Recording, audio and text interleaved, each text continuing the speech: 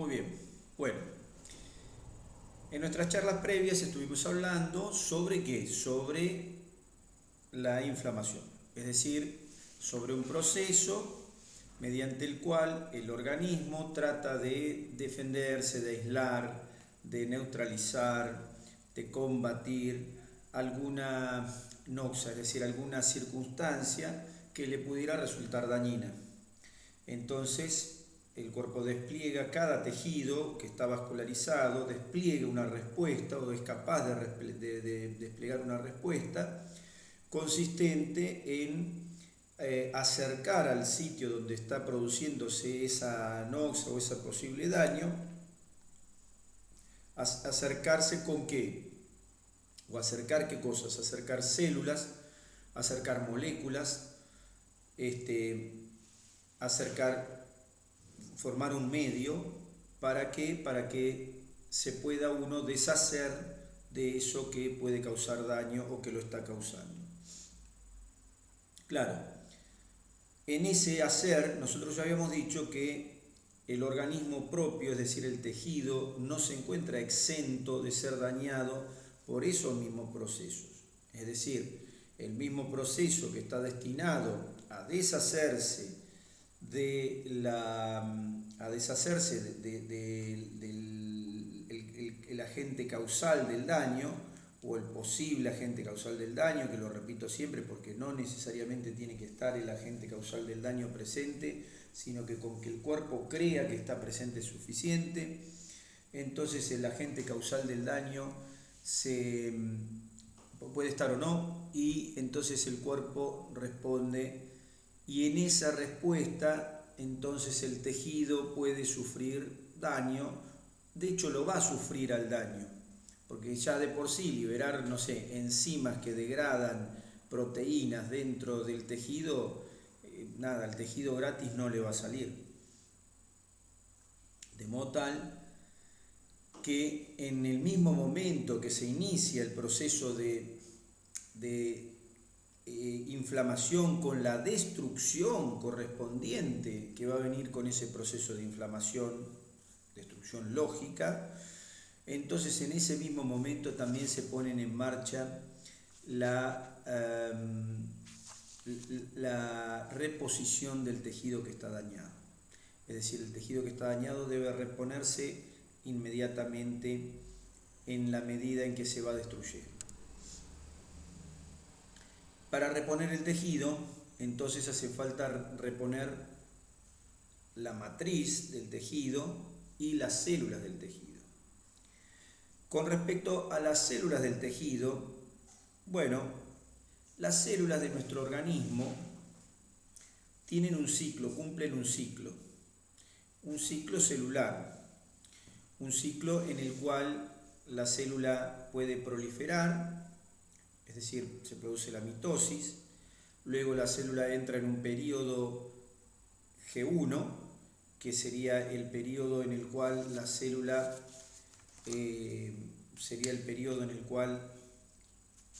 se encuentra trabajando, en el periodo G1, se encuentra de trabajo, pero con la posibilidad de dividirse. Entonces tenemos la mitosis, que es el momento en que se divide la célula, mitosis, ahí está, mitosis escrito, mitosis, luego la célula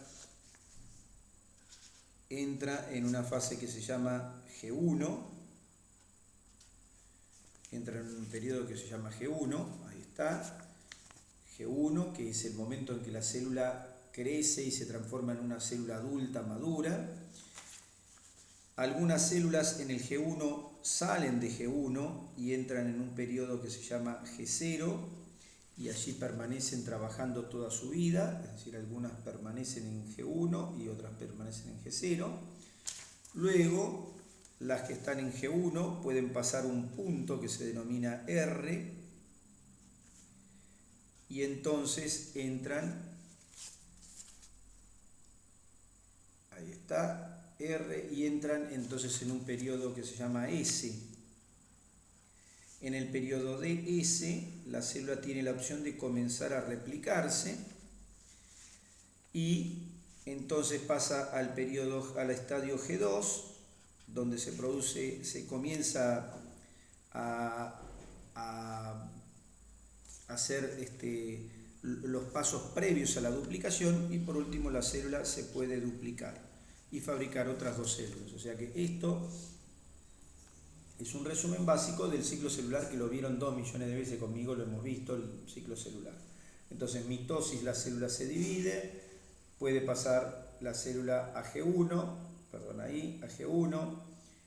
En G1 puede permanecer un tiempo y luego entrar en S, dividir su material genético, empezar una replicación y por último replicarse, ¿no es cierto? Replicarse, continuar la replicación y terminar dividiéndose. O bien la célula puede estar en G1 y pasar a G0, es decir, permanecer así la mayor parte de su vida o toda su vida. Bueno, las células entonces tienen una replicación o proliferación o multiplicación, se replican, esto desde el mismo periodo embrionario, porque ustedes calculen que en el periodo embrionario la célula inicial era una sola, y miren todas las células que somos ahora. Entonces, si somos todas estas células, quiere decir que en algún momento tuvo que haber alguna replicación.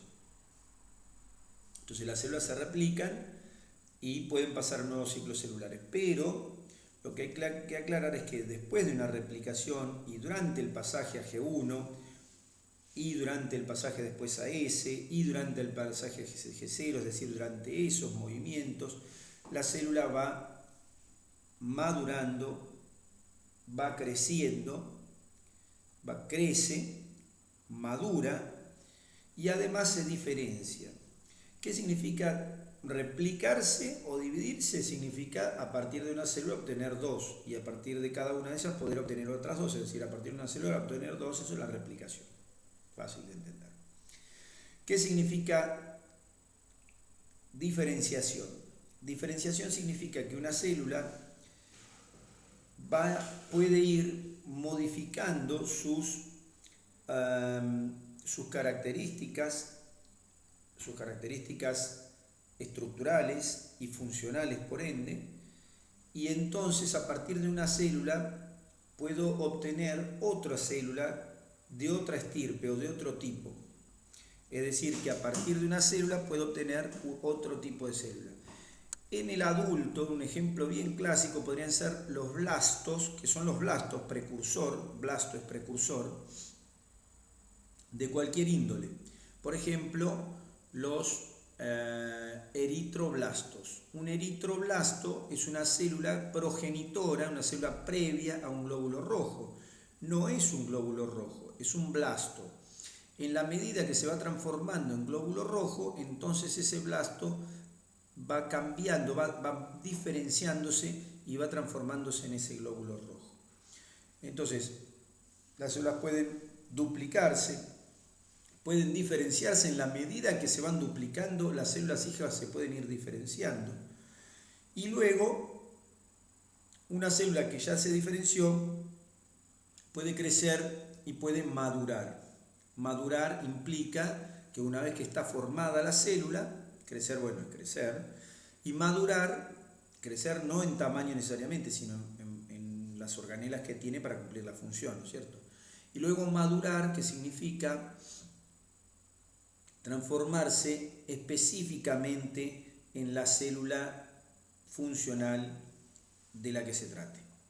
Entonces, todas las células tienen ese proceso, se replican, se van diferenciando en la medida que se replican, luego crecen, maduran y ya quedan como la célula que corresponde.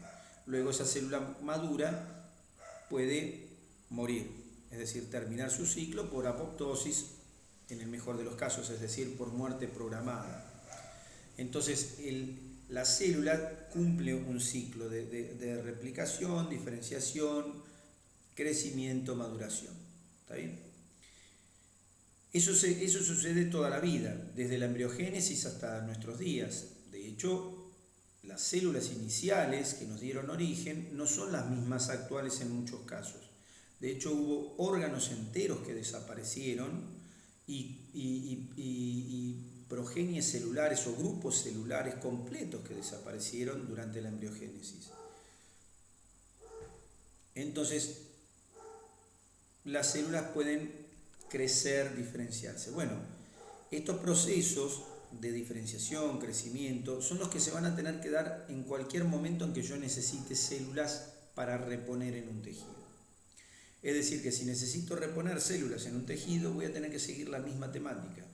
Voy a tener que replicar, voy a tener que diferenciar, las células van a tener que crecer, van a tener que madurar y después morirán cuando corresponda. Quiere decir que para el proceso o durante el proceso de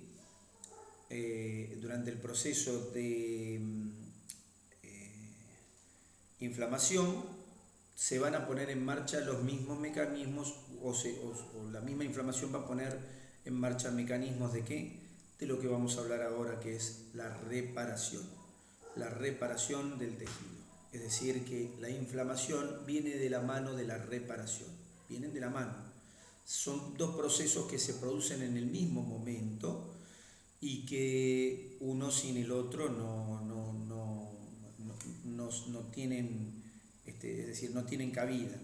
Por supuesto que la reparación puede no ser completa, pueden pasar distintas circunstancias que vamos a ir analizando, pero el proceso de reparación es el sinónimo, no es sinónimo, pero es lo mismo el proceso de reparación, o comienza el proceso de reparación cuando comienza la propia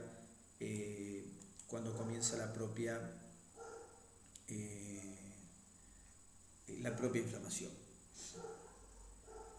Bien, entonces, estos procesos igual se dan siempre, estos procesos se dan aunque no hubiera inflamación, los procesos de replicación, diferenciación, maduración se dan igual siempre, ya digo, desde la embriogénesis se pueden dar estos procesos. Ahora, estos procesos están finamente regulados, están muy regulados estos procesos de replicación, de diferenciación, de maduración, están finamente regulados. No es que cualquier célula se le ocurre y dice, bueno, ¿por qué no me divido, loco, y me voy a hacer lo que...? No. Cada proceso de replicación está finamente regulado. Las células tienen modos para iniciar su proceso de replicación, y esto de replicación y por ende después de crecimiento y maduración. Esto es porque si no tenemos los procesos finamente regulados, corremos el riesgo que las células hagan lo que quieran, y entonces podemos correr el riesgo que las células se dupliquen en forma inadecuada o que las células hijas no sean las que necesitamos, sean otras células hijas, o que sean de otro tejido las células hijas, o peor todavía, que ni siquiera sean células que respondan a nuestro organismo, a nuestras señales orgánicas. Entonces esto está finamente regulado. Para regular los procesos de replicación, de maduración, existen, digamos, lo que se ataca o a lo que se dirige la regulación es principalmente a la expresión de los genes, es decir, a la expresión genética. Es decir, que principalmente el punto blanco de regulación, el punto blanco de regulación de estos procesos de replicación, con su diferenciación y crecimiento y maduración, estos procesos tienen como blanco inicial los genes, es decir, el ADN. Ese es el blanco inicial, el ADN. En doble sentido, el ADN es el blanco inicial. ¿Por qué el blanco inicial es el ADN? Porque el ADN sirve para dos cosas. Una, el ADN sirve para transcribir proteína. Y la segunda, el ADN sirve para la duplicación celular. Es decir, la expresión de los genes que termina con una duplicación o que termina con una duplicación también trae aparejada la transcripción de proteínas. Entonces,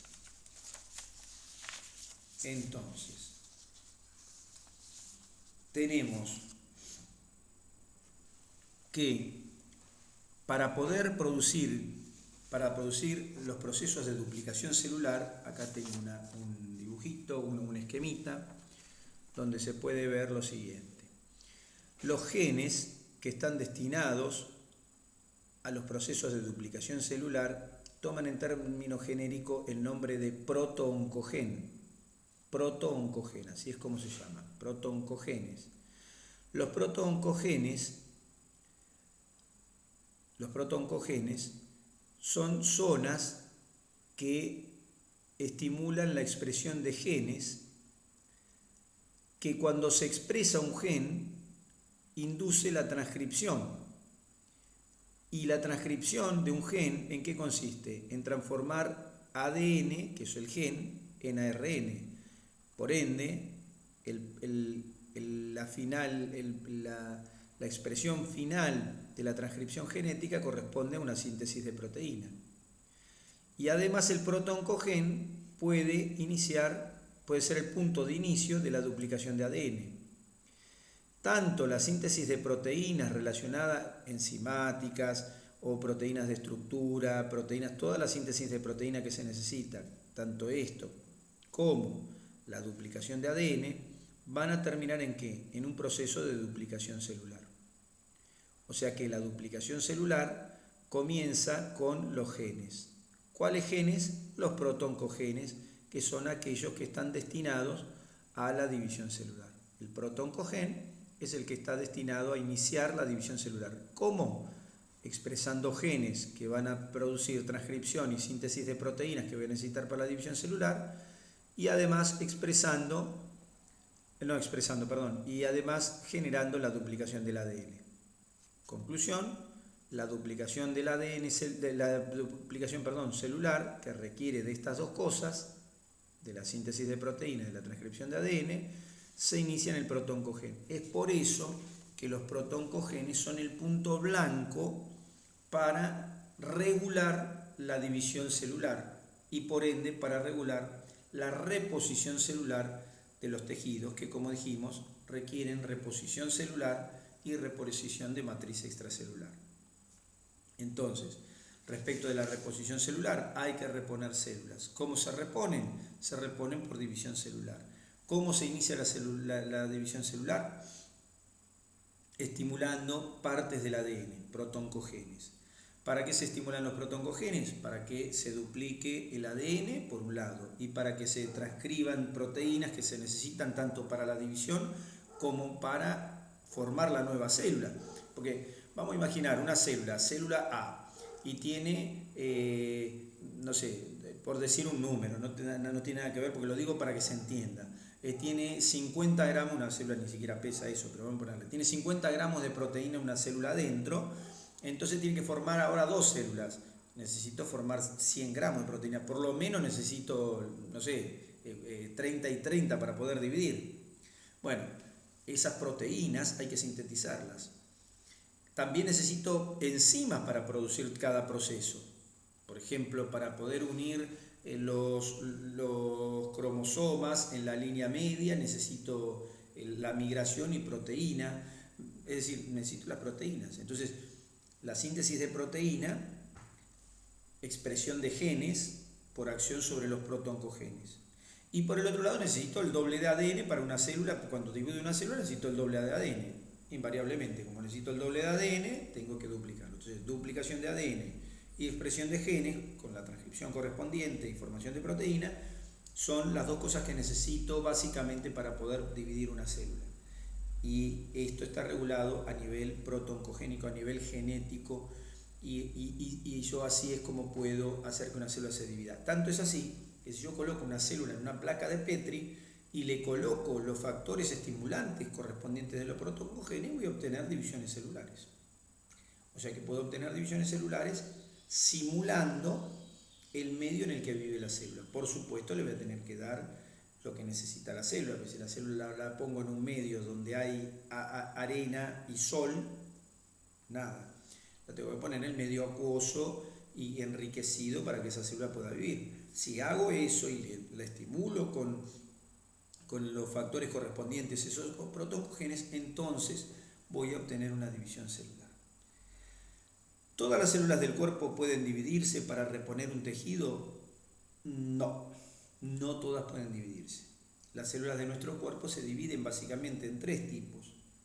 Las células que son lábiles, que se dividen permanentemente, son células que tienen capacidad de división celular, aunque no haya daño, aunque no pase nada, se dividen permanentemente. Las células de nuestros epitelios son básicamente lábiles, la piel nuestra en unos cuantos días desaparece, es decir, en 30, 40 días las células de nuestra piel que tenemos en este momento ya no están. Muchas veces dijimos que las células del intestino duran 7 días, están 7 días, las células de nuestro epitelio intestinal, las células de nuestro epitelio gástrico duran 3-5 días de vida, no tiene más que eso. Bueno, es decir que las células pueden ser lábiles y dividirse constantemente, son las poblaciones lábiles las que se dividen constantemente. Luego tenemos poblaciones estables o quiescentes, que son células que habitualmente se encuentran en el estadio G0, es decir, son células que entraron en este ciclo. Las lábiles en este ciclo,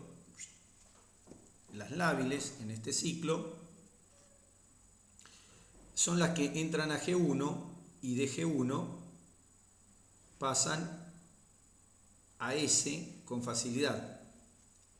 Van a G1 y pasan a S con facilidad y por ende entran en el ciclo de la mitosis.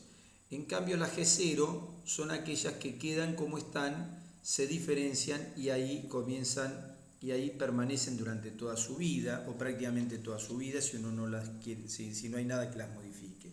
Un ejemplo claro de las células lábiles, dijimos, era las células intestinales, que pasan rápidamente de G1 a S, de S a G2 y así, mitosis permanente. Mitosis, algunas células quedan expuestas a morir y mueren y se descaman, y otro grupo sigue permanentemente en G1, pique, trabajan en G1. G1 es el momento en que la célula trabaja, pero pasan rápidamente a S a G2 y mitosis. Esas son las lábiles. Las estables o quiescentes entran a G0 y ahí trabajan y permanecen ahí por mucho tiempo. Puede ser que toda la vida, pero tienen una característica las células quiescentes que están en G0. Tienen la posibilidad de volver a G1. Es decir, pueden volver al estado G1 de G0, pueden volver de G0 a G1 y entrar de nuevo en el ciclo celular. El ejemplo bien característico, hay muchos ejemplos de esto en nuestro cuerpo, generalmente glándulas, pero hay una que es muy sabida por todo el mundo, que es el hígado. Todo el mundo dice, si te sacan un pedazo de hígado, el hígado se regenera. Sí, efectivamente, el hígado se regenera. El hígado se puede regenerar. ¿Cómo? Las células están en G0, pero tienen la capacidad de volver a G1. Generalmente cuando una célula vuelve de G0 a G1, se desdiferencia. Se desdiferencia. ¿Qué quiere decir? La célula hepática en algún momento se dividió y quedó como célula hepática. Cuando quedó como célula hepática, entonces se diferenció totalmente a célula hepática, quedó como diferenciada, célula hepática diferenciada, perfecto. Luego creció, maduró y se quedó como célula hepática. Una célula diferenciada hepática. Perfecto. Pero si yo necesito que esa célula hepática por algún motivo se divida, esa célula hepática no sabe dividirse. La célula hepática primero tiene que volver a un estado previo en el cual tenga la capacidad de dividirse. Las células adultas que están en G0 y que son quiescentes, como tales, no pueden dividirse. Tienen que volver a un estado previo parecido al estado embrionario. Entonces, tengo el hepatocito que está bien diferenciado. El hepatocito proviene de una célula que se transformó en hepatocito. El hepatocito ya diferenciado trabaja toda la vida. Chucu, chucu, chucu, chucu, chucu. Bueno, no hace chucu, chucu porque no es un tren, pero bueno. Trabaja toda la vida. Bien. Pero si por algún motivo tiene que dividirse, no puede dividirse. ¿Qué tiene que hacer? Primero, pasar de vuelta al estado indiferenciado, o levemente indiferenciado, y después puede dividirse.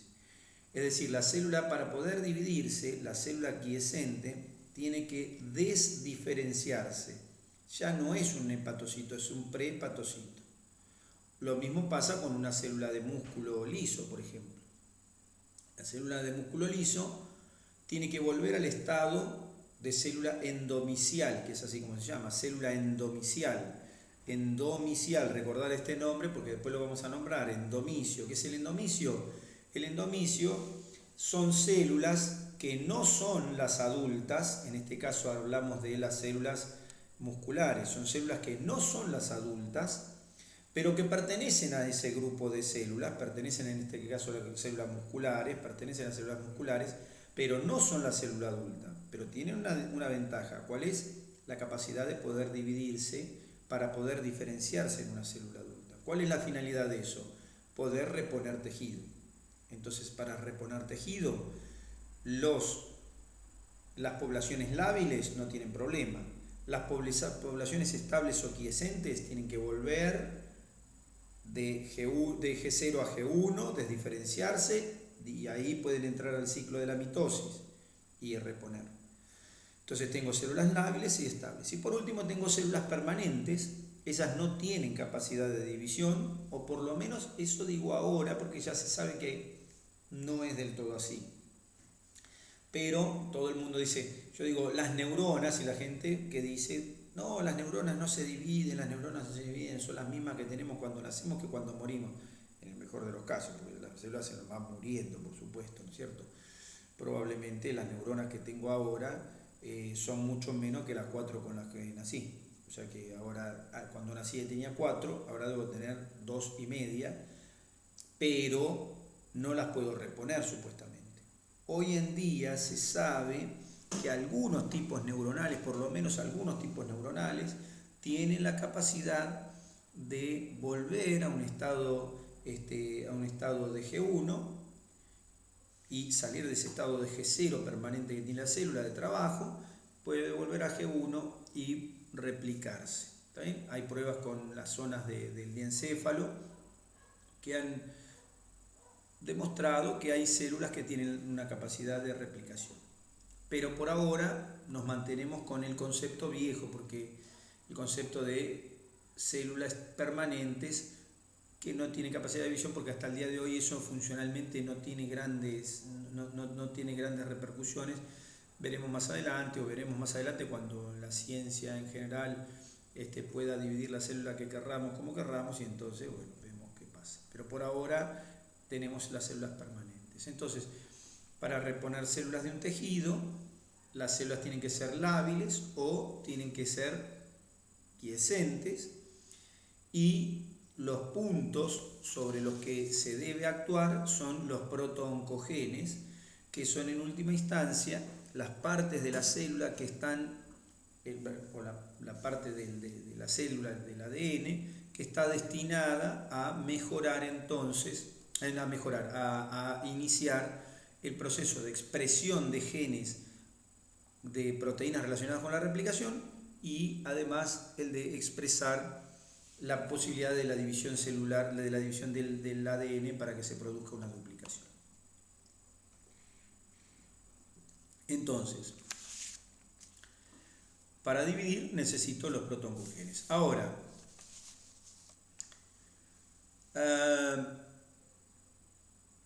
para regular esto, para regular la división celular, aparece algo que nos interesa y que son los factores de crecimiento. Los factores de crecimiento, que son los reguladores. Porque decimos, ¿qué hay que regular? Los protooncogenes. ¿Y con qué los regulo? Los regulo con sustancias que están en el medio. ¿Qué son estos?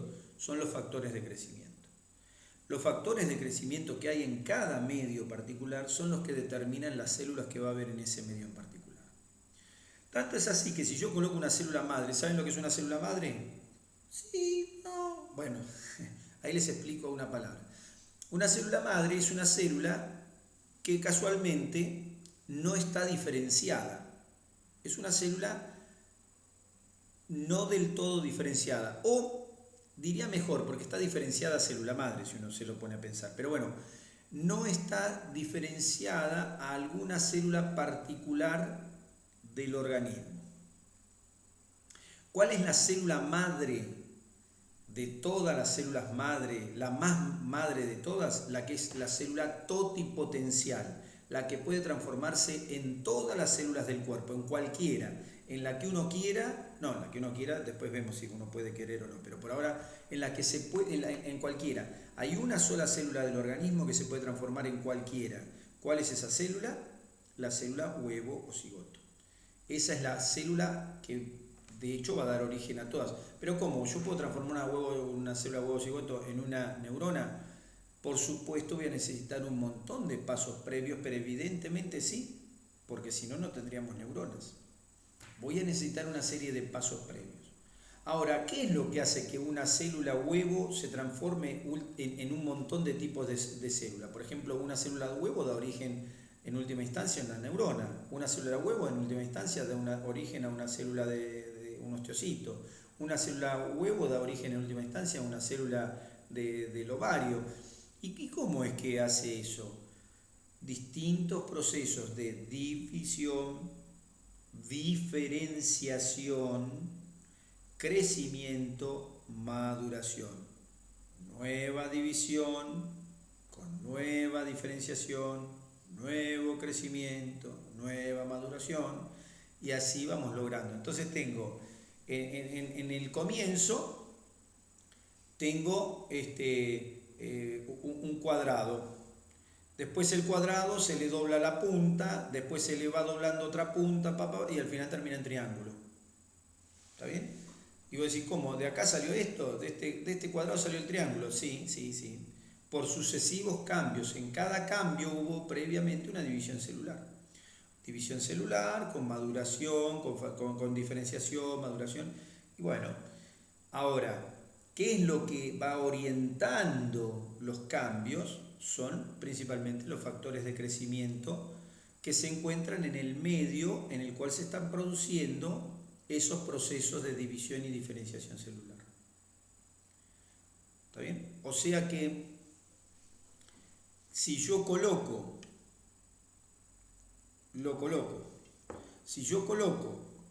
una célula madre en el medio adecuado, la teoría es que esa célula madre me va a dar origen a una célula muy parecida a la del medio adecuado en el que le coloqué esa célula madre. Tanto es así que eso se está haciendo.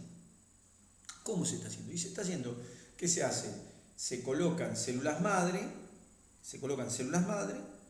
en un medio adecuado, como puede ser un órgano, y se espera que el medio, ese órgano, con su propio medio de ese órgano, es decir, el medio del órgano, vaya estimulando con los factores propios del órgano, vaya estimulando esa célula para que sus divisiones sucesivas lo terminen transformando en una célula madura de ese órgano. ¿Se está haciendo? Sí. Resultados inciertos, pero es un adelantazo. ¿Y de dónde se sacan células madre?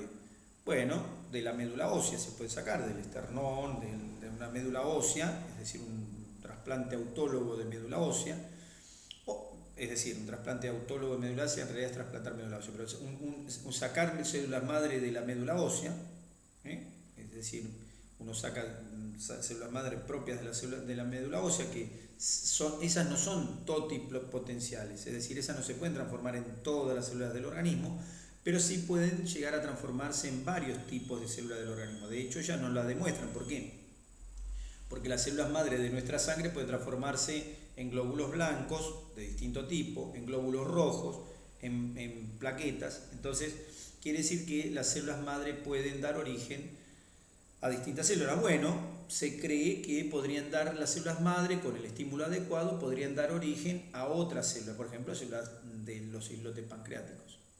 ¿Hay otro lado que tenga células madre? Sí, el cordón umbilical. Hoy en día está de moda guardar los cordones umbilicales en un freezer, no en el de la heladera de su casa, ¿no?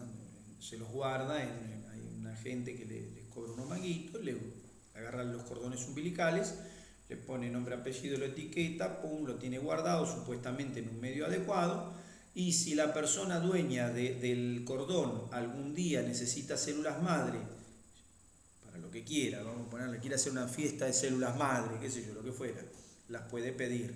Se supone que no es para una fiesta de células madre.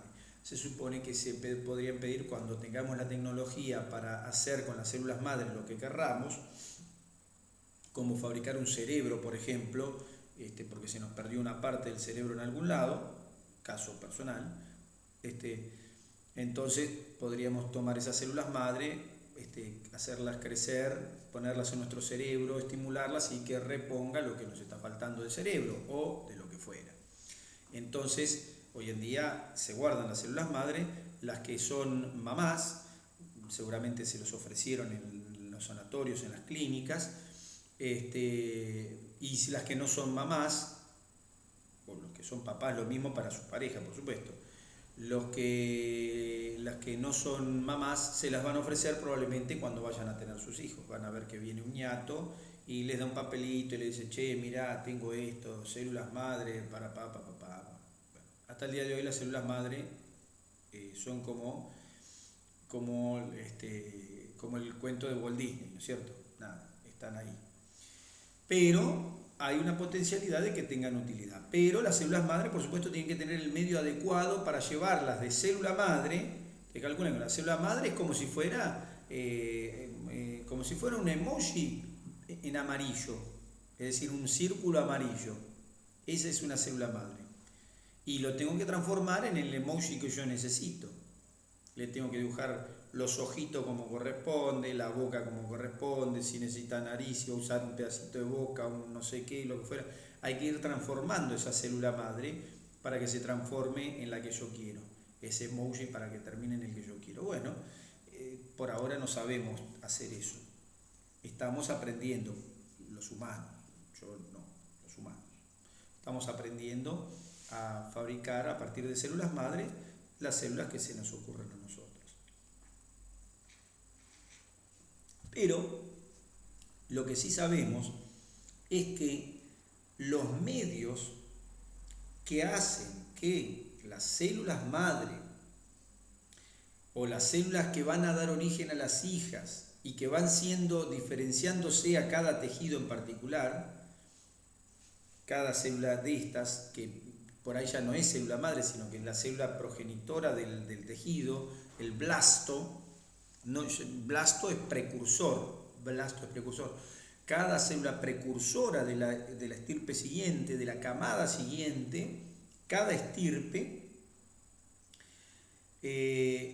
va siendo estimulada por el medio en el que se encuentra. Y a consecuencia de eso, las células hijas tienen otras características. En términos generales, uno lo podría comparar inclusive con la naturaleza de las especies. Es decir, nosotros somos la especie humana, pero la especie previa a nosotros fue un primate. Ahora, si nosotros nos ponemos a pensar, en algún momento la especie única que había en el mundo eran células. No había otra cosa, habían células, no había más nada. Había célula que dio origen a un conjunto de células que se empezaron a agrupar y formaron un microorganismo. Después aparecieron los peces, después los reptiles, los anfibios, los reptiles, los mamíferos, y acá estamos, bueno, las aves, pero y acá estamos. Quiere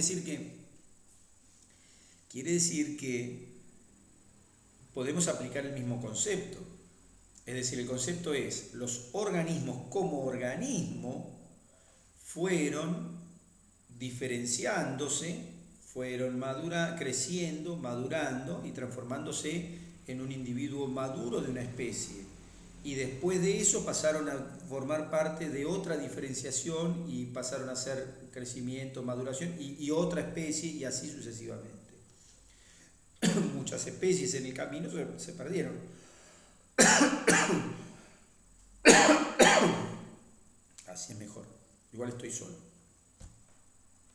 Pero muchas especies se perdieron en el camino, que vendrían a ser nuestra especie madre. Muchas especies se perdieron en el camino. Otras conviven con nosotros. De hecho, otras conviven con nosotros y las necesitamos inclusive. Bueno, pasa lo mismo con las células. Ahora, ¿qué es lo que hizo que en el caso de las especies fueran evolucionando algunas? Bueno, el medio, principalmente el medio. Cuando se acaba el alimento, cuando el sol cambia su forma de dar sobre la tierra, cuando el medio se hace hostil, cuando aparece otro tipo de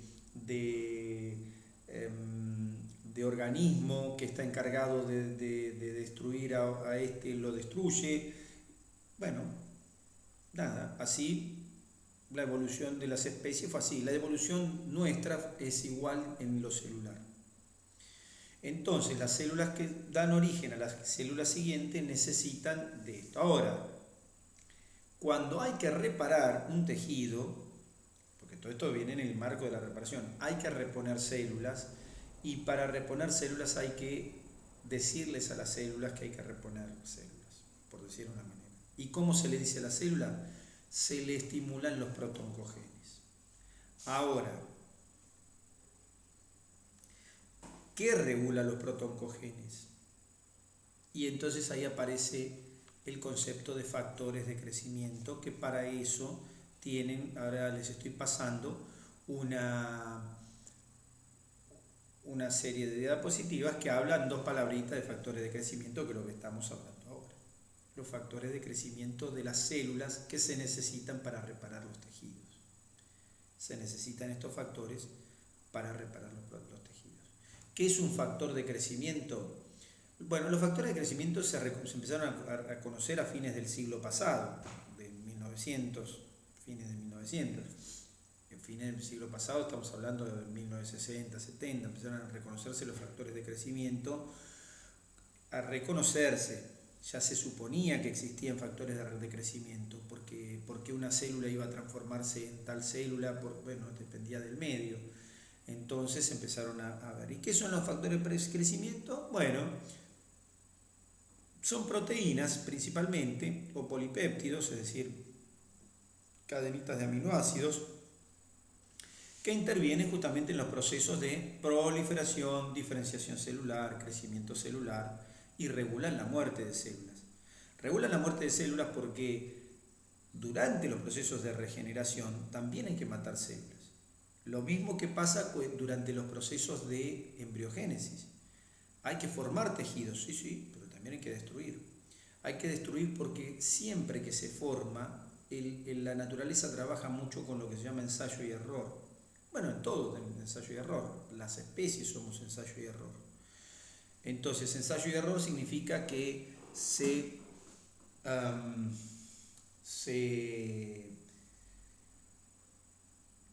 fabrican células o se estimula el crecimiento, la proliferación, diferenciación de células, y algunas de esas se las induce a apoptosis hasta que se obtiene el tejido que uno quiere obtener. Es decir, hay células de más, entonces se destruyen algunas, células de menos se fabrican otras. Entonces los factores de crecimiento son en general proteínas y polipéptidos que intervienen en todos estos procesos que mencionamos antes. Pero en eso también tienen que regular ¿qué?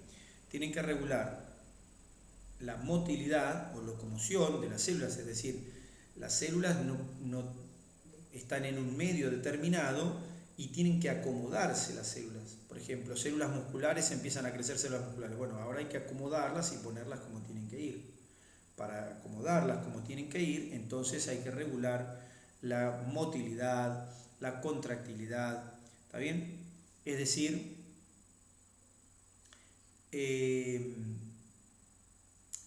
se necesitan no solamente estimular el crecimiento o la diferenciación de las células, sino que se necesita organizar, esa es la palabra, organizar el tejido.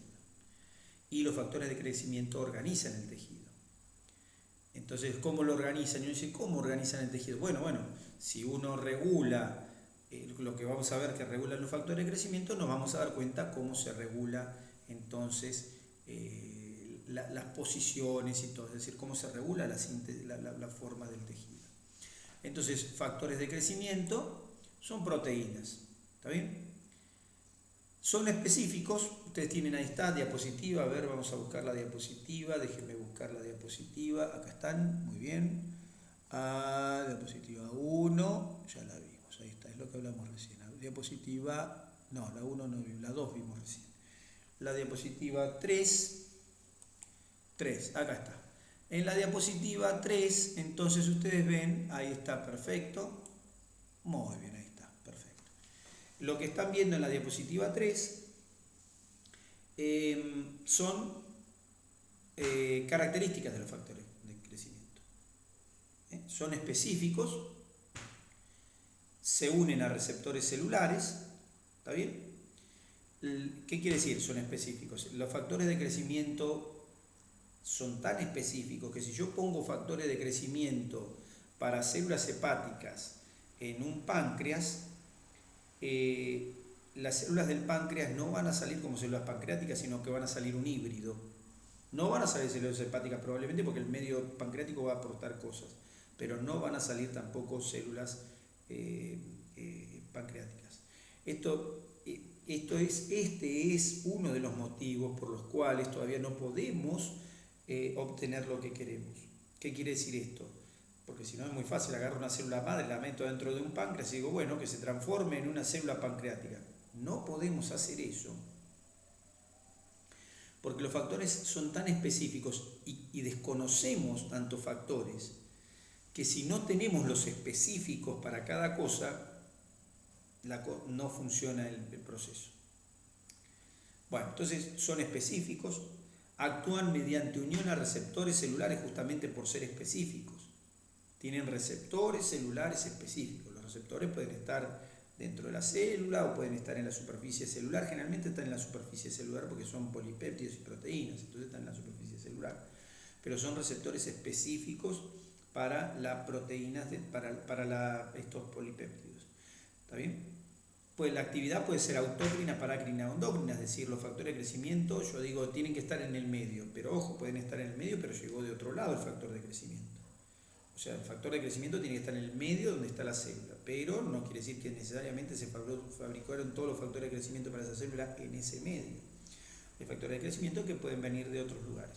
Los factores de crecimiento pueden actuar sobre células vecinas, sobre células a distancia, como decíamos recién, o sobre la misma célula. Hay células que fabrican sus factores de crecimiento que salen de la célula y actúan sobre ella misma. Lo fabrican, encuentran su receptor en ella misma y activan una cascada de respuestas.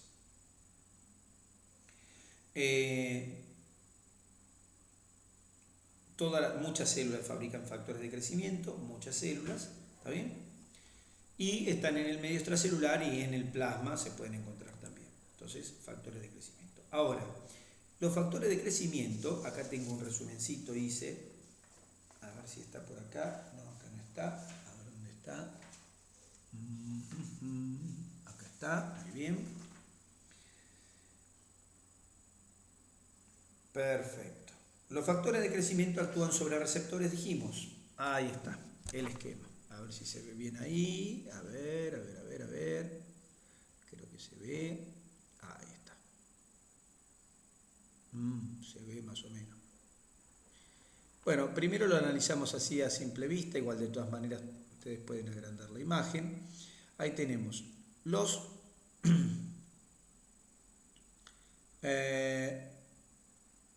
receptores. Los factores de crecimiento actúan sobre receptores. A su vez, los receptores pueden tener tres tipos de actividad. De todo esto en realidad nada, yo se los menciono para que se entienda, porque ustedes van a leer seguramente. Bueno, creo que van a leer seguramente.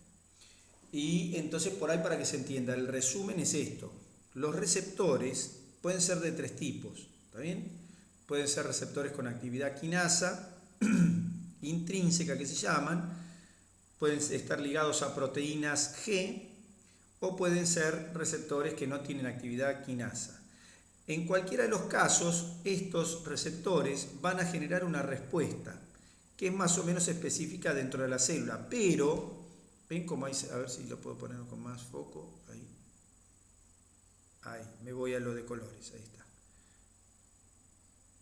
perfecto. La actividad que desencadenan no tiene tanta importancia, porque uno dice acá, por ejemplo, a ver, ahí, dice, bueno, estos producen fosforilación de proteínas, ¿está bien? O puede ser que se produzcan, ahí está, que se produzcan la fosforilación del receptor y esto fosforile proteínas, acá en este caso que se fosforilen proteínas directamente, ¿está bien? O que se genere una serie de respuestas, como dicen acá los de proteína G de segundo mensajero, pero en última instancia todas estas vías conducen a lo mismo. ¿A qué? Conducen, ahí lo tenemos más claro ahí está.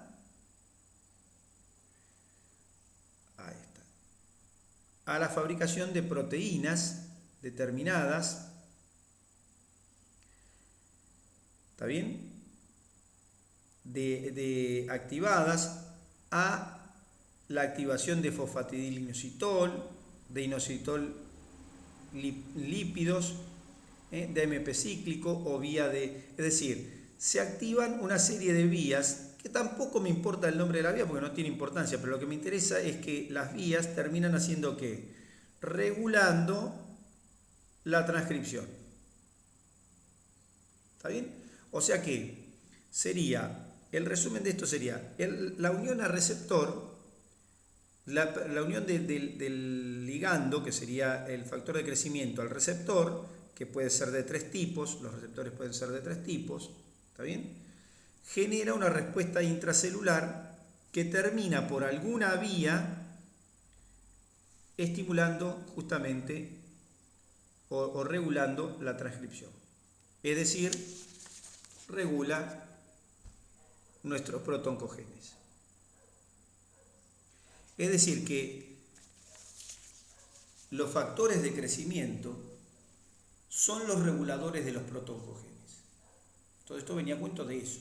Que se entienda, ustedes tienen ahí diapositivas, por ejemplo, una que dice que de receptores, de transmisión de señal, nada, pero lo que están diciendo estas diapositivas que ustedes están viendo ahí, alguna está sacada de no sé de qué libros, no me acuerdo de los libros de esto creo que estaba sacado de un Goodman, y después hay otras que están sacadas directo del Robbins. ¿Qué nos muestran? Nos muestran distintos tipos de señalización, que en realidad no nos importa. Si ustedes quieren, analizan esos cuadros y se van a dar cuenta que lo que están terminando, en qué terminan esos cuadros, en lo mismo, en estimulación del ADN, porque de eso se trata, estimulación del ADN. Por supuesto que en esa estimulación del ADN también se estimulan algunas proteínas del citoplasma, pero en última instancia la señalización tiene que terminar con la estimulación del ADN. ¿Por qué tiene que terminar con la estimulación del ADN? Porque justamente es el ADN el que va a provocar la duplicación y la expresión de los genes que se necesitan para obtener las proteínas adecuadas.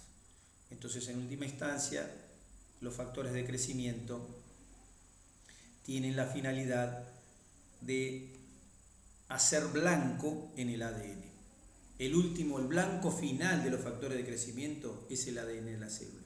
Porque en última instancia el ADN, ya sea por duplicación, ya sea por expresión genética, es el encargado de regular la duplicación, la maduración, la diferenciación de las células. ¿Está bien? O sea que los factores de crecimiento durante el proceso de regeneración celular, después de una lesión, después de un proceso inflamatorio, los procesos de regeneración de células requieren de que los factores de crecimiento estén presentes en el medio. Pero vinieron de distancia, pudieron venir por la sangre, ¿sí? Pero puede ser que lo fabricaron las células de al lado, por supuesto. Puede ser que lo fabricó la misma célula, también. Pero siempre tienen que estar los factores en el medio. Si no están los factores en el medio, la célula no camina ni para adelante ni para atrás. No hay reparación de tejido. Bien.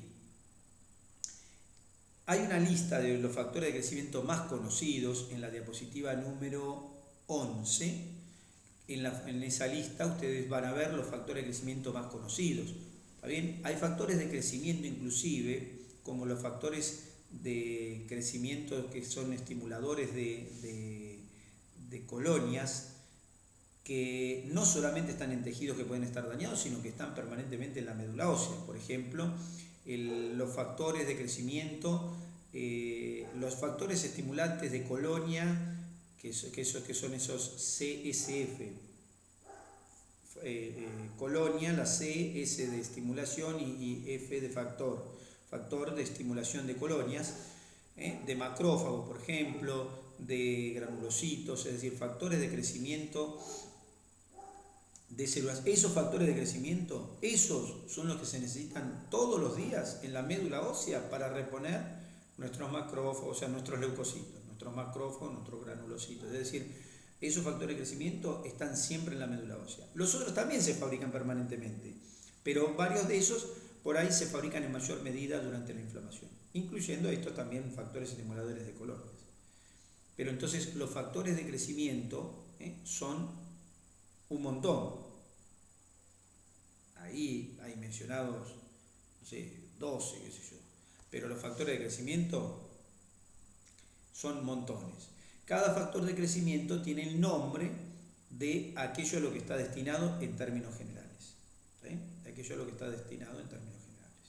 ¿Sí?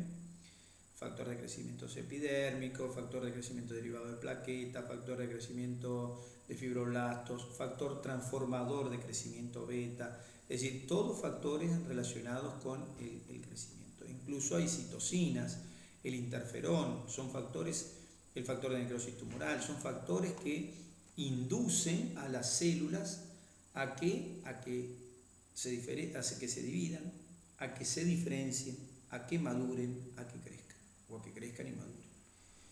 Es decir, esos factores. ¿Quién libera esos factores? Y principalmente los liberadores de los factores de crecimiento son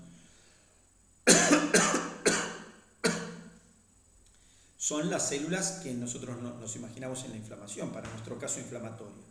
¿Está bien?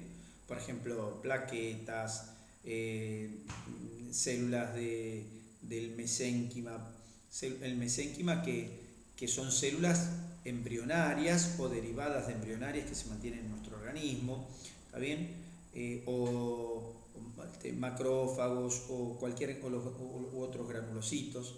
Creo que hay otra diapositiva, la número 12, ahí está la 12. La 12 tiene justamente factores de crecimiento, algunos factores de crecimiento y su origen. ¿Está bien? Algunos factores de crecimiento y su origen, ¿no? Entonces tienen ahí el factor de crecimiento epidérmico, que deriva de plaquetas o de macrófagos, fibroblastos. Fíjense ustedes cómo, ahí está justo, mira, ahí está, macrófagos, fibroblastos, plaquetas, células intervinientes en procesos inflamatorios.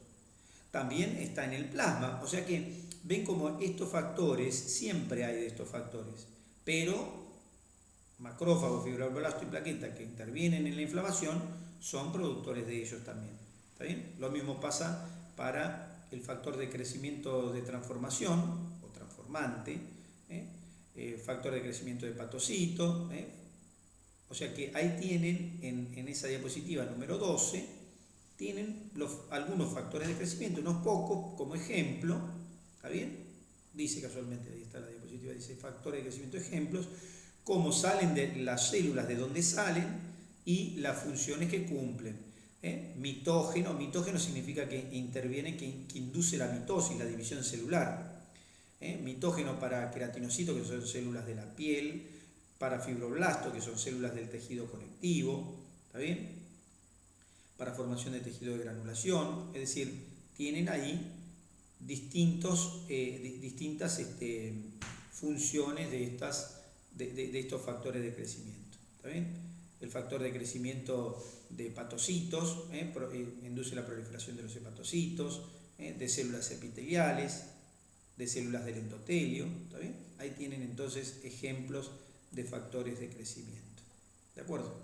Entonces, factores de crecimiento para la célula. Entonces, cuando tenemos que reparar, reparamos reponiendo células y matriz extracelular. ¿Cómo se reponen las células? Por división, proliferación sería, división celular, proliferación, diferenciación, maduración, crecimiento o crecimiento, maduración. Y falta una palabra que sería la de, que ya la habíamos dicho, la de organización. La de organización. Para que las células crezcan, también el medio tiene que tener su arquitectura. ¿Cómo? ¿No estábamos estudiando arquitectura? Claro. La arquitectura de un órgano es el andamiaje de tejido conectivo que sostiene a todas las células de ese tejido. Entonces, el andamiaje de tejido conectivo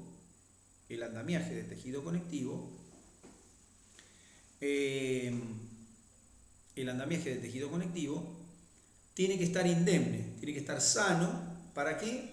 Para que se pueda producir justamente la proliferación celular, el acomodamiento de las células. Si no hay tejido conectivo sano, si no está el andamiaje, las células crecen mal y el órgano no crece funcionalmente sano. Puede crecer desorganizado, puede crecer algunas células sí, otras no. Nada. O sea que para que las células crezcan en forma adecuada y restituyan el órgano lo mejor posible, se necesita que el estroma, es decir, que el sostén, el tejido conectivo de sostén, esté indemne. Por eso entonces faltaba la palabra organización. Las células tienen que organizarse. También la organización tiene que ver con factores de crecimiento. Una vez que está el estroma, las células van migrando en la medida que los factores de crecimiento dentro de la célula permiten que las proteínas contráctiles muevan a la célula en un sentido o en otro. ¿Está bien? Y se produzcan desplazamientos. E incluso factores de crecimiento que pueden tener como parte de su actividad la de la quimiotaxis para atraer las células para que se acomoden de un modo determinado. Y además los factores de crecimiento pueden hacer que células liberen al medio proteínas que sean capaces de anclar a las células que se están fabricando. De modo tal que esto es toda una organización. No es que la célula creció porque sí, sino que hay todo un sistema que está destinado a que las células crezcan, se diferencien, a que se reproduzcan, se diferencien, crezcan, maduren, se acomoden. ¿Está bien? Entonces, reparación requiere de esto. Como vimos, al principio vimos las células que intervenían en el proceso inflamatorio y cómo liberaron una serie de sustancias para deshacerse de las noxas, pero a su vez liberan estos factores de crecimiento que mencionamos para reorganizar el tejido mientras se va destruyendo, para que no se termine de destruir y para que se vaya reformando y reacomodando. Bien, los factores de crecimiento no solamente actúan en el crecimiento celular, sino que también intervienen en la estimulación de células que reponen el tejido conectivo. Entonces viene la reparación del tejido conjuntivo. Y la reparación del tejido conjuntivo requiere de 4 procesos básicos. La angiogénesis, eso lo tienen en la diapositiva número 13, ahora sí. La angiogénesis, que es la formación de los vasos sanguíneos, es decir, los tejidos no pueden formarse si no hay vasos sanguíneos. O sea que si a mí me falta un pedazo de piel y yo tengo que reponer ese pedazo de piel, así no la pueda reponer por completo la piel, igual necesito vasos sanguíneos para reponer el tejido conectivo que va a quedar en lugar de la piel. O sea que los vasos sanguíneos son básicos. Son básicos para cualquier tejido y para cualquier célula. Incluso, fíjense que cuando crece un tumor, un crecimiento anormal, también necesita vasos sanguíneos. Es decir, que cualquier crecimiento celular tiene que venir aparejado del crecimiento de vasos sanguíneos. Si no hay crecimiento de vasos sanguíneos, no hay manera de que un tejido, sea benigno, maligno o lo digno que quieran, no se puede fabricar ningún tejido si no hay vasos sanguíneos. Por eso la angiogénesis, la formación de vasos sanguíneos, es totalmente necesaria para que se produzca la reparación de los tejidos. Es decir, que en la reparación del tejido conjuntivo, del tejido conectivo, del tejido de sostén, se necesita como primera instancia la angiogénesis. Para que haya angiogénesis, los factores de crecimiento estimulan primero la migración y proliferación de las células endoteliales y después la proliferación de las células periendoteliales, o sea, las células de músculo liso, membranas basales, bueno, no, eso no es célula, pero las células de músculo liso y el tejido conectivo correspondiente. Es decir, que tiene que haber proceso de angiogénesis guiado también por factores de crecimiento. En esa angiogénesis se van formando estructura y luego se va formando matriz extracelular. La matriz extracelular, que nosotros ya sabemos que está hecha, ya la habíamos conversado, principalmente de glucosaminoglucanos. ¿Quién fabrica la matriz extracelular? Las células endoteliales, los fibroblastos, algunas células locales, los miocitos pueden fabricar, los miocitos de los vasos sanguíneos pueden fabricar matriz extracelular, fabrican glucosaminoglucanos, que es la base fundamental de la matriz extracelular. El colágeno, la elastina, las proteínas de anclaje se van fabricando. ¿Está bien? Y se va depositando entonces matriz extracelular. ¿Está bien? Todo esto también estimulado ¿por qué? Por factores de crecimiento. Factores de crecimiento de fibroblastos, factor de crecimiento transformador, factor de transformador de crecimiento, beta, fabricado también en ese caso por el fibroblasto. Factores. Entonces se va depositando la matriz extracelular.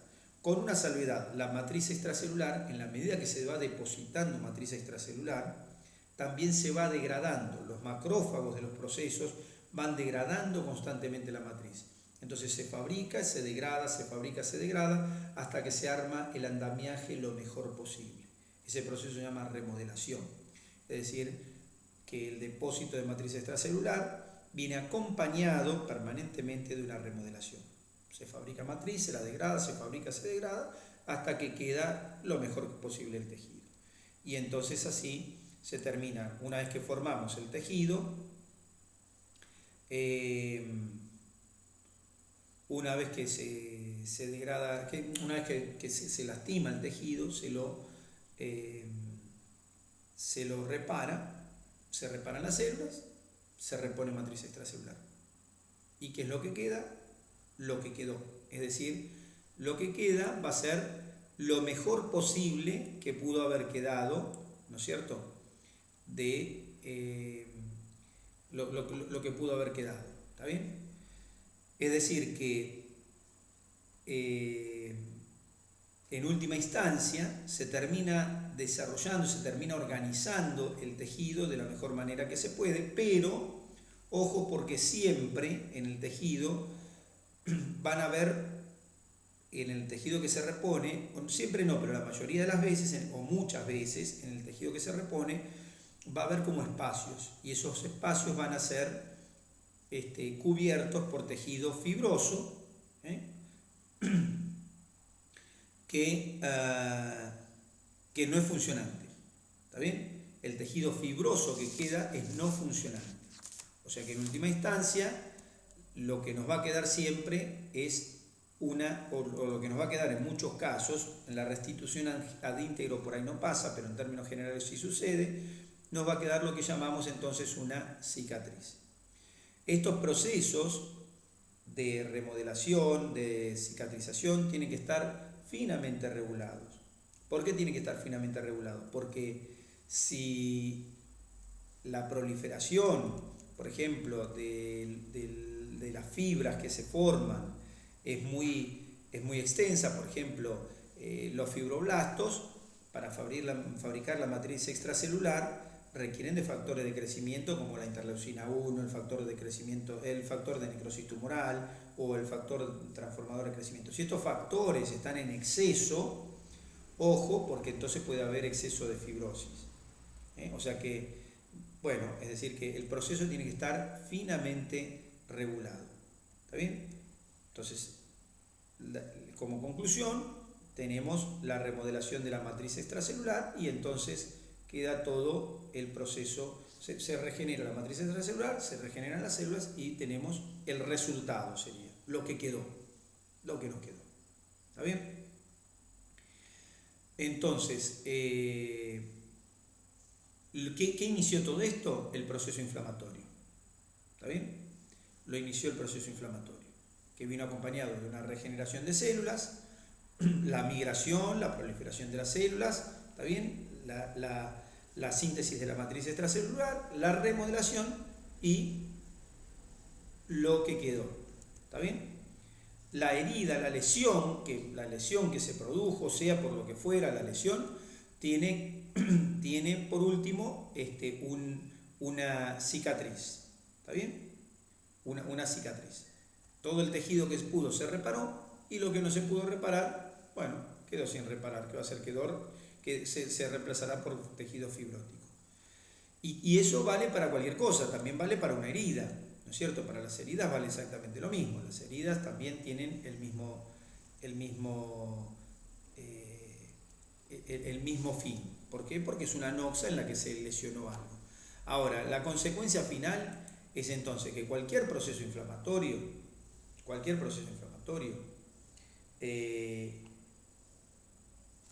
no, va a terminar, en algún momento va a terminar, o se puede mantener, pero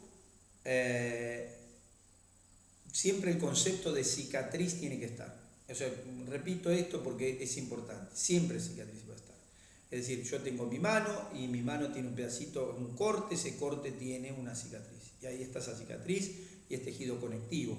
Y recordar que el tejido conectivo es no funcionante, cubre los espacios que no se pudieron cubrir con el tejido funcionante y bueno, y así es como queda nuestro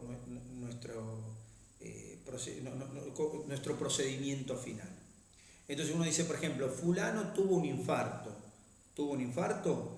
ese corazón cuando se muera el individuo, lo saco y encuentro la cicatriz donde estuvo el infarto. Fulanito tuvo una infección en su pulmón derecho con un germen determinado. Cuando se muera fulanito, voy a buscar el lugar donde estuvo la infección y voy a encontrar una cicatriz. Chiquita, mediana, grande, lo que fuera, pero cicatriz va a haber seguramente porque todo el tejido no se puede reemplazar. Y ojo, de vuelta a lo mismo, cuando la cicatriz es muy grande, entonces el órgano pierde funcionalidad en forma significativa porque si un órgano es todo cicatriz, no hay tejido funcional. Y ojo, porque las cicatrices, si no está bien, si no hay una buena cicatrización, el tejido puede no quedar bien remodelado y también puede no ser bien funcionante. Y ojo, porque las cicatrices, cuando se cicatriza en exceso, cuando se fabrica tejido fibroso en exceso, puede haber una fibrosis de un órgano por ese motivo. Bueno, hemos visto entonces ahí un poco de inflamación y de la reparación de los tejidos. Perfecto. En nuestro próximo encuentro vamos a hablar acerca de algún proceso, de algunos de los procesos vasculares que se producen también como forma de respuesta tisular. ¿De acuerdo? Muy bien. Hasta nuestro próximo encuentro.